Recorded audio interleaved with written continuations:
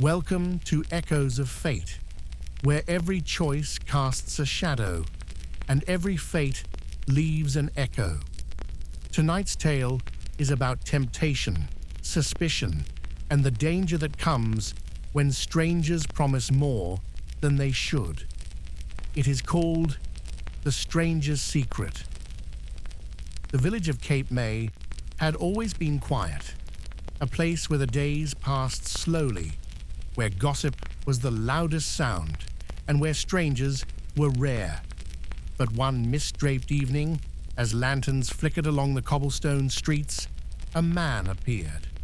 Tall, cloaked, his face half hidden beneath the brim of a weather-worn hat. He spoke little, and when he did, his voice carried a weight that hushed conversations mid-breath. No one knew where he had come from, or why he had chosen Cape May, but in a village that thrived on routine, his presence was a crack in the familiar, and cracks have a way of spreading.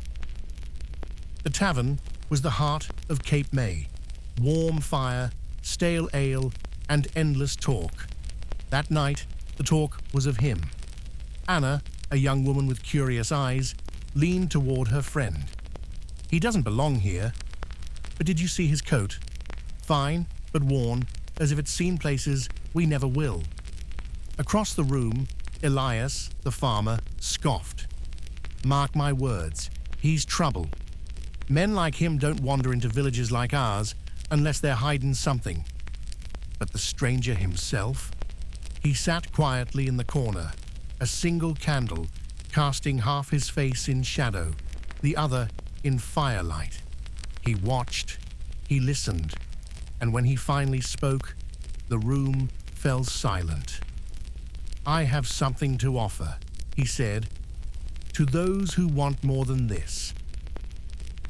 The next morning, Father Thomas found Anna lingering outside the church. She had seen the stranger again, speaking softly to villagers, handing them small sealed envelopes. "Stay away from him," the priest warned, his voice low. "Men who arrive with promises rarely leave without taking something greater in return." But Anna's curiosity burned. What was inside those envelopes? Why did the baker's wife clutch hers with trembling hands? Why did Elias, so mistrustful the night before, now look at the stranger with something like fear? Or worse, obedience? Within days, the village changed.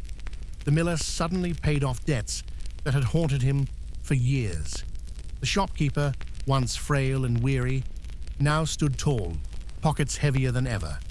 And every time, when asked how, they only muttered, "He helped me." Anna could no longer resist. One evening, beneath the tavern's flickering lanterns, the stranger slipped her an envelope. "Inside is what you desire most," he whispered, "but all gifts bear weight. Use it, and you'll understand." Her hands trembled as she held it. A single envelope, light as air, but heavy as sin. By the week's end, Cape May was no longer the same. Some thrived, debts erased, dreams realized. Others whispered that something darker had crept in. Smiles that didn't reach the eyes. Fortunes gained, but shadows longer than before. In the square, arguments broke out. Elias confronted the stranger, voice raised. "What did you take from us? What price hides in these gifts?" The stranger's smile was thin. "Nothing you weren't willing to give yourselves." Late that night, storm clouds gathered above Cape May. Anna sat in her small room, the envelope still sealed in her hands.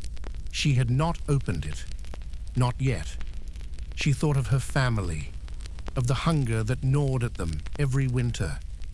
She thought of her future, her longing to escape the narrow streets of the village. And she thought of Father Thomas's words. Downstairs, voices rose, villagers shouting, torn between driving the stranger out or clinging to what he offered. Anna stood at her window. In the square below, the stranger waited calmly in the rain, his coat whipping in the wind, his shadow stretching long against the cobblestones. She looked again at the envelope. Her heart pounded. And so, with thunder rolling above and temptation heavy in her hand, Anna stood at the crossroads. Should she open the envelope and claim the secret within, or cast it into the fire and send the stranger's gift back into the shadows? The choice, traveler, is not hers alone. It is yours. Tell me, what would you have done?